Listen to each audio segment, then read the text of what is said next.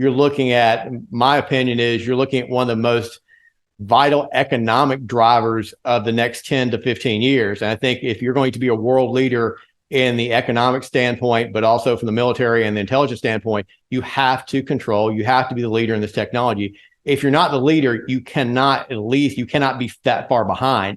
And right now, I believe the gap is not closing. I think it's widening between us and China. The bans on Huawei technologies continue to escalate as Canada announced a ban on the company's equipment in May, and now the EU is ramping up pressure. To what extent do Chinese telecom companies actually pose a risk to national security for Western countries? We'll be examining this issue along with the future of 5G technologies and telecommunications companies with Hugh Odom, president of Vertical Consultants, a telecom and cell tower consulting firm that has provided counsel for entities like Disney, McDonald's, and the U.S. Postal Service. Hugh, welcome to the David Lynn Report. Thanks for being here. Thanks, David. Appreciate the opportunity to speak with you.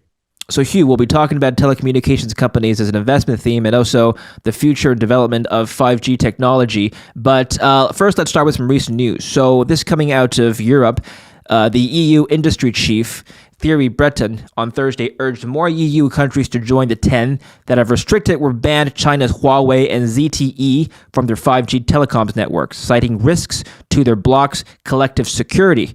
This according to a Reuters article that came out on June 15th. According to Breton, he said that to date, only 10 of them have used these prerogatives to restrict or exclude high-risk vendors. This is too slow, and it poses a major security risk and exposes the union's collective security since it creates a major dependency for the EU and serious vulnerabilities. So let's examine this. What kinds of national security risks does Huawei and perhaps other Chinese telecoms companies actually pose to the EU and its allies? Well, with regards to what the recent announcement you mentioned, it's something that's going back several years, about 4 or 5 years, that this has been determined by both the European nations and by the United States as a national security risk because of the equipment that's being placed on cell towers across the United States and across Europe and the globe, that this equipment is collecting data and almost is acting as a Trojan horse when inputted into these countries. There's been several studies in saying that not only is this equipment collecting that data, under Article 7 of the Chinese intelligence law, any company or person has to report information back to China, the actual government. So what the concern is that these countries are letting Huawei, more particularly, inside their country, basically, again, allowing China inside their country to collect this data. And Huawei has this obligation to transport that over to China if required. And the issue is twofold. One, Huawei is getting inside these companies, and how they're getting inside these companies is really brilliant. What is happening is China is subsidizing, that being the nation of China, is subsidizing Huawei and allowing Huawei to severely underprice competitors like Samsung, Nokia, Ericsson. And as a result, these countries are buying this equipment and they're relying upon it. The second thing is, right now, as mentioned, 10 countries have decided to start restricting this equipment. But the problem is the other 17 aren't. And in addition, Germany most recently is considering this. The issue is not only restricting, it's going to cost tens of billions of dollars to remove the equipment that's already up there. So they're kind of in a situation where they've gotten themselves into this situation where Huawei is there. They're trying to get out of it from future issues, but they all have to get out from the current issues because the equipment's already collecting data and they can't remove it. They don't have the money to remove it right now. Well, what exactly are they restricting? Are they restricting Huawei's access to their 5G networks, or are they restricting Huawei to build 5G networks in Europe? They're mostly restricting. The primary is the equipment that's being sold by Huawei to the countries itself and to the carriers, et cetera. So what happens is Huawei is the largest producer of 5G technology. And as a result, they are the ones that produce most of it. They hold the most patents. They control 5G for the most part on the equipment side. So to build out the networks, if you're a country, if you're a wireless carrier, you have to buy this equipment. And especially if you're a smaller carrier, more particularly in the United States, you're buying this equipment because it's cheaper. As I mentioned, it's being subsidized by the Chinese government. So what's happening is if you're wanting to build out 5G, most likely in the United States and around the world, you're using Huawei equipment to some degree.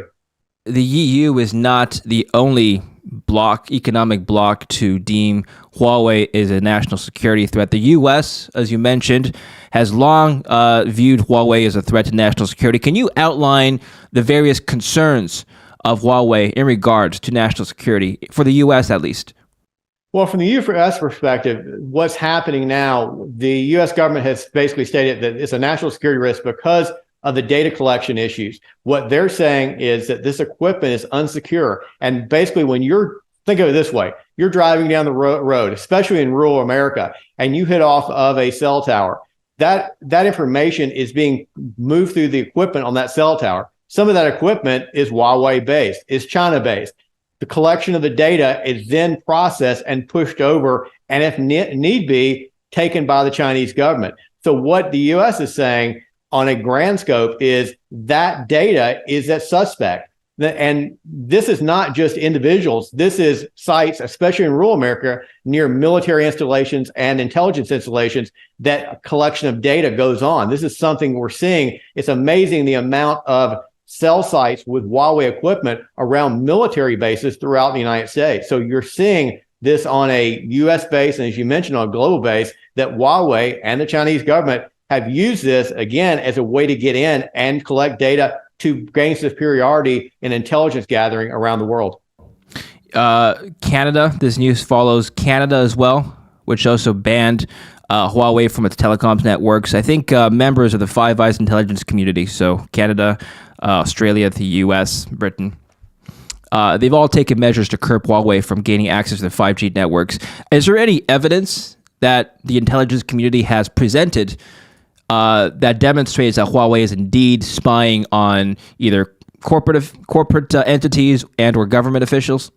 There's been some anecdotal situations where they found some intelligence gathering in certain instances on a private and a public scope. There hasn't been a full scope of this with regards to saying, here's the smoking gun. But as I mentioned before, the issue is if Huawei is collecting data, which there's a great belief it is, that again, they have an obligation to the Chinese government. It's not something that's kind of an agreement. They have an obligation by law if the Chinese government makes them turn over this information. So it's a situation by which there's somewhat a perception by Huawei and the Chinese government, there's some separation of those two entities. And in reality, there's not, both based upon legal requirements by the Chinese government and also financial incentives that the Chinese government has provided Huawei, has been able to allow them to subsidize their business and to lower prices, which allows them again to build out these networks. And do you think the phones that they make are going to be banned in the West as well? Yes. I mean, that's the yes.